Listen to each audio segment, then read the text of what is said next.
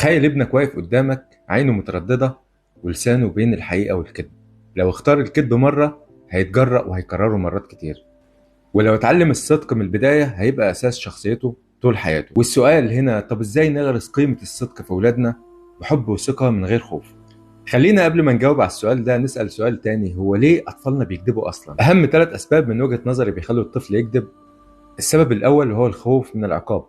الطفل في الغالب بيكذب علشان يهرب من العقاب. السبب الثاني هو رغبة في لفت الانتباه. الطفل بيختلق القصص علشان يلفت الانتباه ليه. السبب الثالث وهو التقليد. طبيعي لو الطفل شاف الكبار بيكذبوا هو كمان هيقلد الكذب وهيعتبره شيء عادي. وبعد ما عرفنا الأسباب دلوقتي نقدر نجاوب على السؤال الأول، إزاي نقدر نغرس قيمة الصدق عمليا. وإجابة السؤال ده هنلخصها في 4 نقاط. رقم 1 وهو الأمان في الاعتراف.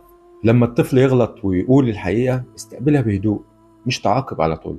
قول له أنا فرحان إنك قلت الحقيقة والغلط عادي نصلحه مع بعض، بس بلاش تكرر الغلط ده تاني. رقم 2 القدوة العملية.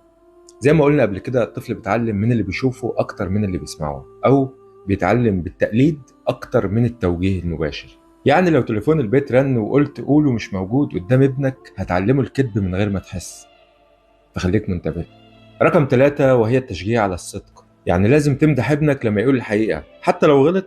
حتى لو غلط قول له أنا بحترم إنك قلت الحقيقة وهساعدك تصلح غلطك، وحسسه إن ده قوة مش ضعف. رقم 4 استخدام القصص لغرس قيمة الصدق.